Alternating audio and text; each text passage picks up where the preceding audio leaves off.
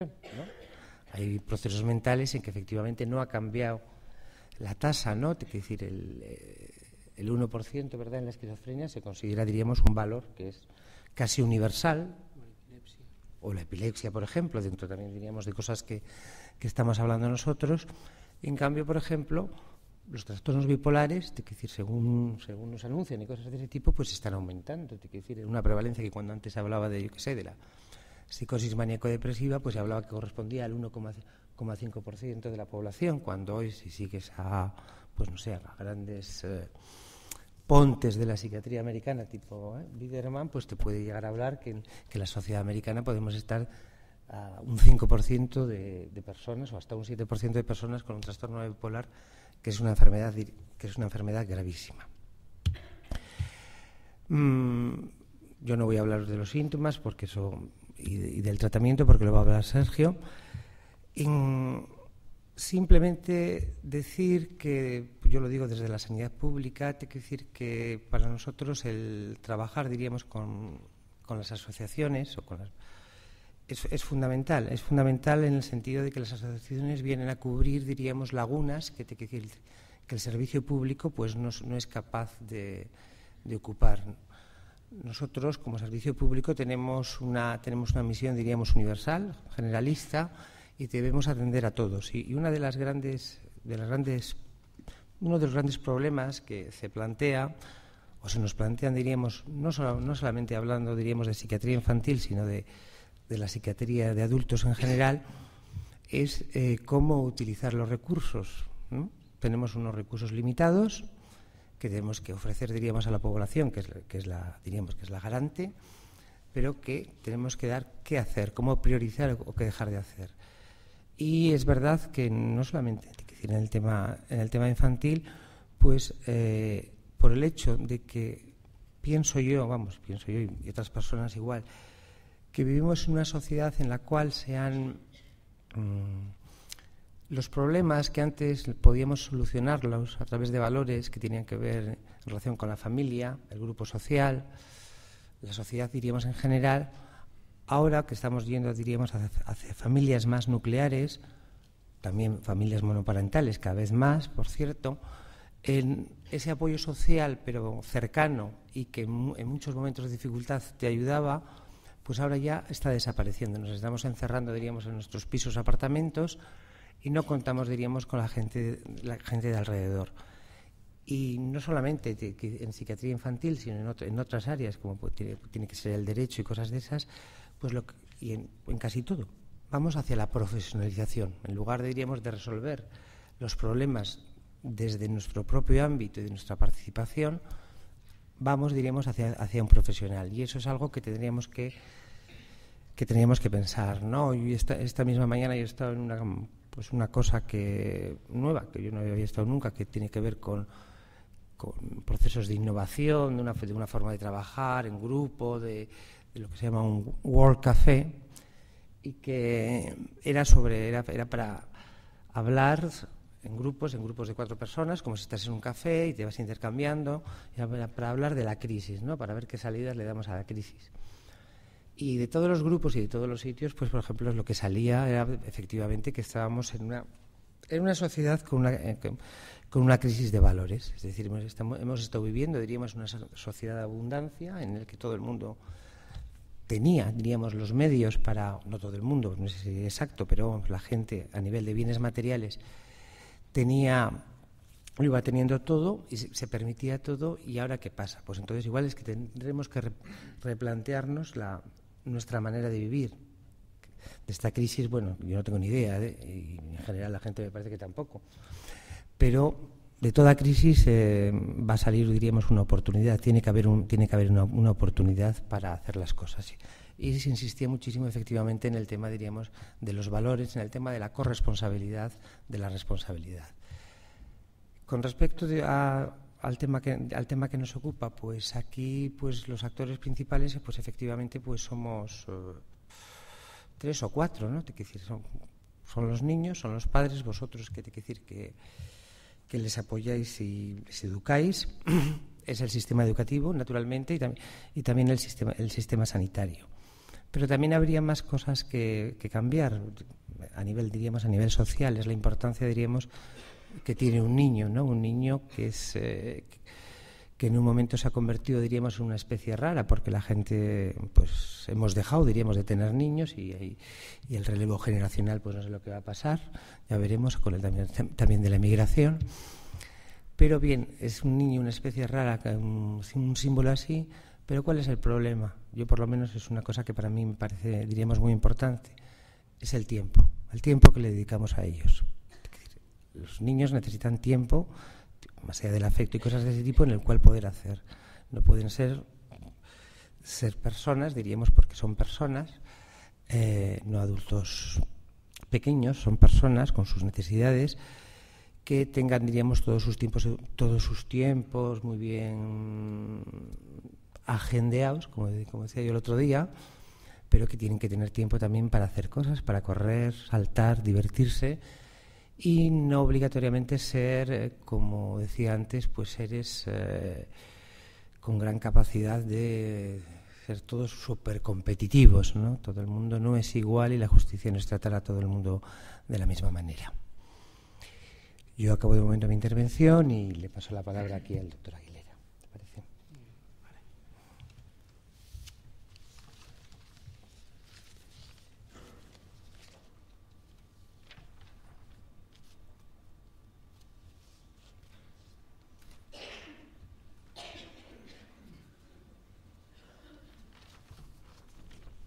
¿Se oye? Sí.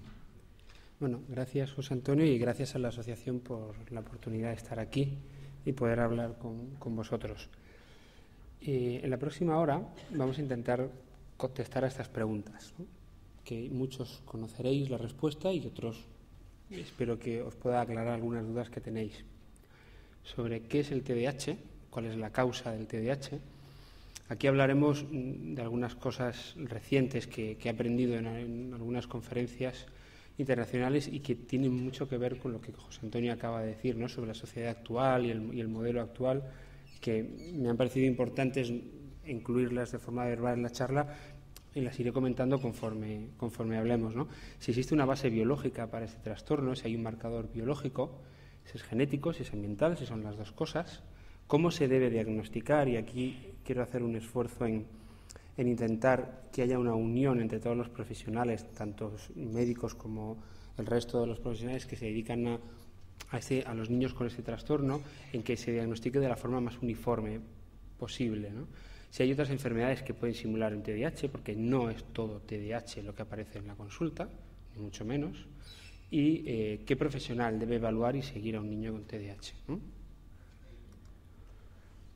Todos sabéis que es un trastorno neuroconductual y que hay 3 síntomas principales, que son la falta de atención, la dificultad para controlar la impulsividad y la hiperactividad. Pero esos son los síntomas centrales. Luego hay muchos otros síntomas que limitan la vida diaria y que puede haber respuesta de distintas terapias, tanto farmacológicas como psicológicas, para mejorar estos síntomas centrales, y puede haber otros síntomas añadidos, comórbidos o no, que pueden dificultar tanto el diagnóstico como el seguimiento y el tratamiento. ¿Qué prevalencia tiene? Pues coges todos los estudios que hay y dicen que entre un 1,5 y un 16%, ¿no? Los estudios del equipo de Biederman en Harvard, como ha nombrado José Antonio, pues algunos llegan hasta el 16%, ¿no? Y a mí, yo no me puedo creer que haya una patología que supere el 5%, ¿no? Porque 5% es la esquina de 2 desviaciones estándar para cualquier cosa estadística que puedas medir, ¿no? Y entonces una enfermedad no puede ser tan prevalente como un 5%, ¿no? O sea, como un 16%, eso no puede ser. Algo está pasando, ¿no?, en la sociedad, que ahora hablaremos de eso. Los estudios que hay españoles, que hay poquitas cosas, hablan a favor de un 3-5% en prevalencia, y la media global mundial en todos los estudios en torno al 6-8%. A mí personalmente me sigue pareciendo muchísimo, 6-8%. Creo que quizá estamos más cerca de un 3% con un diagnóstico real de TDAH que otro, pero bueno, la ciencia todavía no ha logrado aclarar esa prevalencia, porque hay muchos factores culturales, no hay unidad de criterios a la hora de diagnosticarlo, y eso influye mucho, ¿no?, en esto. cuando el TDAH sigue los síntomas presentes y llegan hasta la edad adulta, podemos ver cómo algunos estudios dicen que entre el 1 y el 4% de los adultos, ¿no? A mí un 4% de los adultos también me sigue pareciendo muchísimo. No sé si a ti te lo parece o no, pero a mí un 4% me parece que no puede ser, ¿no? Un 1% sí quizás sea más, ¿no? Porque si vemos que un tercio o la mitad de los niños con TDAH va a persistir los problemas o la sintomatología en la edad adulta, pues si estamos ante un 3 real, pues un 1% de la población adulta sí podría ser un dato real, pero no tenemos una base sólida científica como para que yo pueda decir esto con certeza, ¿no? Pero yo intuyo que puede ser así, ¿no? Sabéis que es mucho más frecuente en varones, y en la población general entre 2-4 varones por cada chica, pero en muestras clínicas, en todos los estudios evaluación de niños vistos en consulta, predomina mucho más en todavía más 9-1 en chicos, ¿no?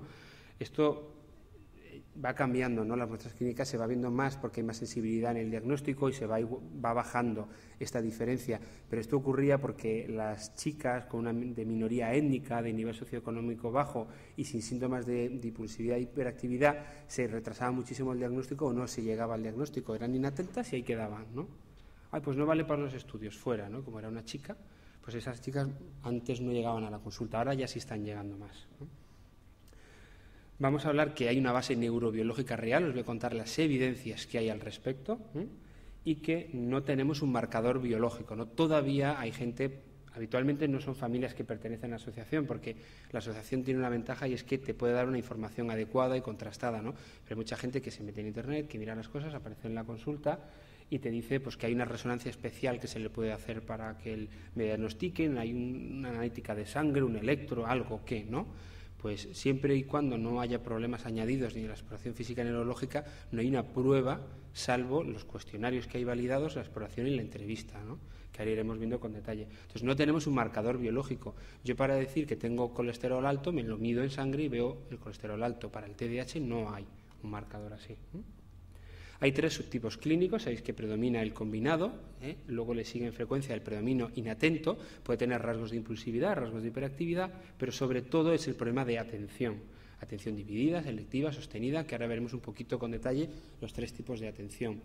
Y luego hay un subtipo, que la verdad es que es, no sé si lo llegáis a ver en consulta, el de predominio hiperactivo puro, que es una cosa muy infrecuente y que ya se tiende en todos los estudios a agrupar con el combinado, ¿no? Porque siempre hay problemas de atención. También en ese niño es muy raro. ¿La evolución cuál es? La hiperactividad tiende a mejorar, el control de impulsividad también puede mejorar, de forma natural, estamos diciendo, sin intervención. La conducta puede variar o puede empeorar y lo cognitivo también influye mucho en estas variaciones, ¿no?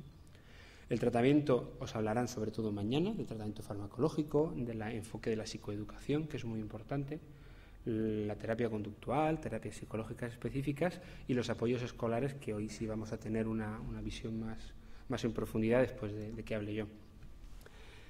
¿Qué cosas pueden ocurrir en un TDAH, ¿no? Pues sobre todo veis que con mucha frecuencia el motivo de consulta es el trastorno de conducta, ¿no? El trastorno de conducta. También que hay problemas de aprendizaje escolar, ¿no? No solo porque no rinden en el colegio, hay un bajo rendimiento escolar a principio de primaria en los niños que vienen más tarde porque hay un fracaso escolar franco, ¿no? Problemas de lectoescritura, problemas de cálculo sobre todo. Algunos de estos niños que también asocian más torpeza motora tienen déficit de integración perceptivo-motriz, es decir, no se ubican bien en el espacio sobre el papel, ¿no? De manera que escriben las cosas en una esquina del papel y todo distorsionado, no se orientan bien en el espacio, tienen problemas de motricidad por ello, ¿no? Esos son 3 aspectos de la problemática del TDAH muy importantes, ¿no? Y que provocan todo lo que podéis ver en la columna a la derecha y que tiene que ver con el motivo de consulta, ¿no? Es decir, acabamos con todos estos problemas, ¿no? Y muchas veces el diagnóstico temprano, la intervención y el apoyo adecuado con sentido común puede hacer que todos estos problemas se limiten, ¿no? Y no aparezcan. La comorbilidad del TDAH, mañana el doctor Rollo, psiquiatra infanto-juvenil de Pamplona, va a hablar sobre la comorbilidad del TDAH, sobre todo los aspectos más psiquiátricos. Yo destacaría aquí los que tienen que ver con lo que más vemos en la consulta de neurología infantil, es que hay trastornos del aprendizaje, es lo más frecuente, trastornos de la coordinación motora, a veces también hay trastornos del lenguaje, del desarrollo de la coordinación, que es lo que he dicho, y luego hablaré un poquito más en específico de esto. Puede haber niños con tics, niños con trastorno de Tourette y bueno, todos los trastornos psiquiátricos que podéis ver ahí, que mañana os lo darán con detenimiento, ¿no? ¿Cuál es la evolución natural? El riesgo que todos los estudios, sobre todo el equipo de Biederman en Estados Unidos es el que más ha trabajado con esto, que dice que hay un riesgo elevado de evolucionar hacia un abuso de sustancias, sobre todo cuando predomina la dificultad en el control de la impulsividad, no hay un buen apoyo sociofamiliar, pues ahí hay más riesgo de que esto ocurra, más patología psicosocial, más fracaso escolar y laboral, sobre todo en los niños que tienen trastornos del aprendizaje, aparte del trastorno de conducta. La evolución natural, veis cómo los síntomas centrales del TDAH evolucionan, unos se agravan, otros se atenúan, pero van apareciendo otros síntomas que engloban los síntomas centrales, y que van sumándose uno con otros, como si fuera una bola de estas de nieve que va sumando nieve y cada vez es más grande, cada vez es más grande, ¿no? Yo, una cosa que ahora lo que más trabajo en la consulta, en el poco tiempo que podemos hacer en la consulta, pero sobre todo a los padres y a los profesionales con los que mantengo la relación para mejorar ese niño, y me parece importantísimo, es la autoestima. Hay que tener muchísimo en cuenta la autoestima de estos niños.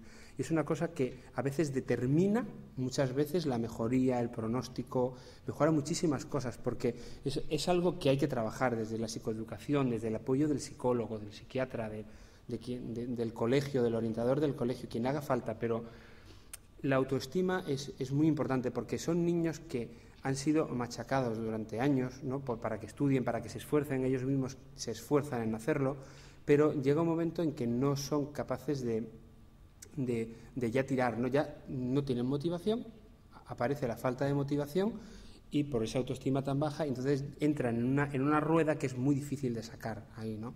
Ahí ya ni terapias, muchas veces la medicación les mejora, pero no es suficiente, y eso puede llevar luego a patología también psiquiátrica, ¿no? Como trastornos del ánimo y otros problemas mayores, ¿no? Yo me parece que la autoestima es uno de los problemas más importantes fuera de los síntomas centrales, ¿no? Vamos a hablar de las bases neurobiológicas. Un artículo reciente sobre el efecto del tabaco sobre el feto, que decían que fumar durante el embarazo aumenta el riesgo de TDAH. Ahora hablaré un poquito más sobre eso. De un artículo de un autor que se llama Neumann, me gustó mucho cómo definía él el TDAH, ¿no? Y me gustó y os lo pongo aquí. Él dice que las siglas TDAH representan un grupo de síndromes que parecen ser el resultado de complejas interacciones entre factores genéticos y ambientales. No es una enfermedad, no es un trastorno, es un síndrome, ¿no? Es decir, juntas unos síntomas, ¿no? que coinciden en muchos problemas, ¿no? Y hay una combinación de una tendencia genética y unos factores ambientales. Esos factores ambientales son el humo del tabaco, es el alcohol, es la deprivación socioafectiva, o es en parte la sociedad actual y el sistema en el que vivimos, pues todo tendrá relación probablemente en ese conjunto que hace que tengamos un síndrome TDAH o no tengamos un síndrome TDAH, ¿no? Hace 2 semanas estuve en una charla del profesor Beiron, una reunión internacional en Madrid, y yo pensé que había leído muchas cosas sobre TDAH y que sabía cosas sobre este tema, pero a mí me dejó absolutamente impresionado ese hombre, porque dije, bueno, es que no sé nada sobre este tema. Cuando él habló dije, tengo que empezar de cero otra vez, porque fue una cosa, y a mí me impactó mucho, es un profesor de Pensilvania, de la Universidad de Pensilvania, que dijo una cosa muy bonita y que muchas veces les dice a los pacientes en la consulta o que en los estudios de investigación que hace, y es que él dice que el TDAH no es un defecto cerebral, sino es una organización cerebral diferente, ¿no? Y que esa organización cerebral diferente, eso es muy importante porque eso quita el estigma de enfermedad, que es una organización cerebral diferente. Los circuitos cerebrales están organizados genéticamente de una manera concreta, que es diferente a la de la mayoría de la población. Es decir, como si ese 3, 5, 10% de la población general tuviera una organización de ciertas estructuras neuronales que tienen que ver con la atención, con el control de impulsividad y con la hiperactividad, estuvieran organizadas de otra manera, ¿no? Entonces, esa manera hace que tengamos una forma de ser concreta y que funcionemos de una forma concreta. Entonces, él decía una cosa muy interesante, y es decir que la esquizofrenia ha sido esquizofrenia toda la vida. la epilepsia ha sido epilepsia toda la vida. En la Edad Media un epiléptico era epiléptico igual que es epiléptico ahora, ¿no? Con unas causas más parecidas o menos parecidas. Pero a lo mejor hace 30 años, hace 50 o en la Edad Media el TDAH no existía o estaba oculto y nadie lo notaba, ¿no? Hay estudios poblacionales de genética, de polimorfismos, de variantes de los genes que dicen que a lo mejor en la evolución del hombre el TDAH era una ventaja, ¿no? Era una ventaja porque a lo mejor había sociedades primitivas que ser hiperactivo o ser más inquieto y más movido hacía que pudieras cazar mejor animales, que pudieras traer más comida al hogar, tus hijos crecían mejor, crecían más sanos, y entonces tú tenías más éxito que otra población que era más parada, ¿no? Ahí no hablan del que es inatento y no reacciona mucho, o el que es más torpe, pero bueno, se hablan sobre todo del tema de la hiperactividad, ¿no? Y claro, eso nos hace pensar, y eso enlaza mucho con lo que ha dicho José Antonio respecto